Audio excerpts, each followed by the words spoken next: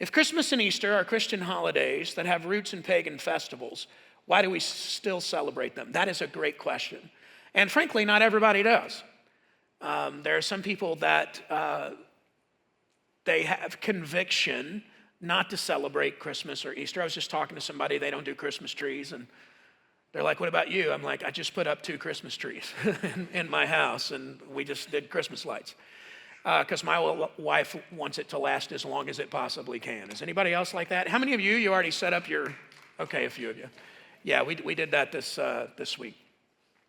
So let me give you 3 things that you can use as a filter to respond to varying things. Here are the 3 things. They all begin with the letter R. Reject, receive, redeem. Reject, receive, redeem. So when it comes to things in the world or things that are practiced in the world, you have to decide what you're going to do with it. Should we reject it outright? Is it neutral? Can we fully receive it? Or is it something that might not necessarily begin good, but we can make it good by how we treat it? Reject it, receive it, redeem it. Make sense? It's a noon service. You guys can talk back to me. Like I'm literally looking at all of you. I can see you. Reject it. There are some things we just reject. I'll give you an example of things that we just reject. Sometimes a Christian will say, is it okay for me to see a psychic or read horoscopes or things like that? Here would be my pastoral counsel to you. No. You want to reject it. There's 2 types of spiritual forces at work in the world, and both of them are real. One is holy and good and right. Those are in the realm of God and the Holy Spirit, and holy angels are in that category. On the other side, you have the devil and his angels and demons, and they're spiritual beings as well. And so can psychic readers, do they have power? Maybe. It's just from the wrong source. Make sense? So all of that stuff, we just reject it.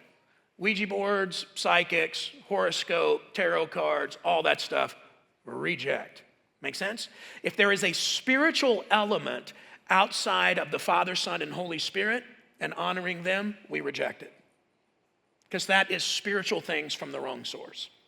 Okay, some things we reject. Some things we receive. They're just neutral. They're not right or wrong. People might have different opinions about them, but you follow your own conscience. Movies, some are neutral. Some people would have a conviction, no, I'm not gonna watch that movie because of what's in it. Some movies are evil and demonic, so you reject it. All of this we have to use our brains. Make sense?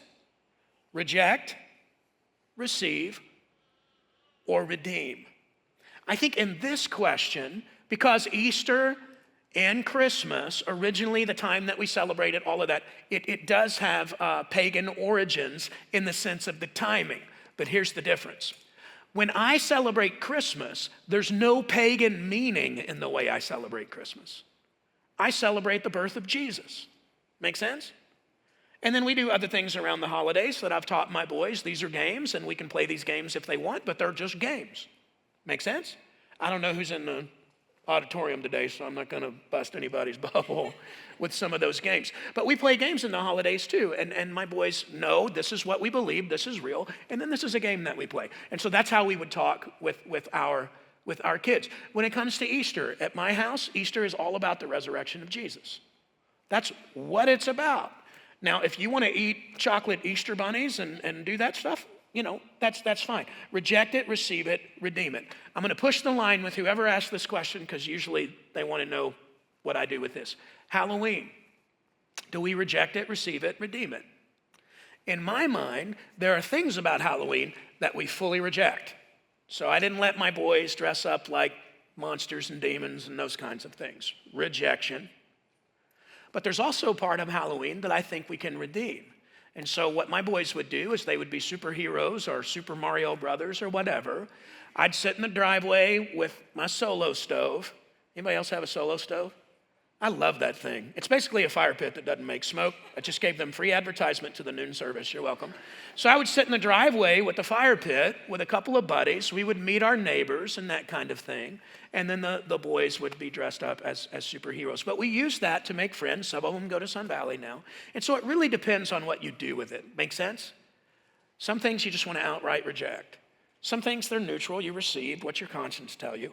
And then some things, yes, originally did it come from Yeah, but you're using it to honor God and you can redeem it. And so let's all use our brains. And you may have a different conviction, and that's your prerogative. But that's how I would answer that question. Easter at Sun Valley is about the resurrection of Jesus. Christmas at Sun Valley is about the birth of Jesus. That's what we celebrate. That's what we talk about. And yeah, we have some fun with some different things as well that are part of our culture. So we're biblically conservative, culturally astute, and we honor Jesus.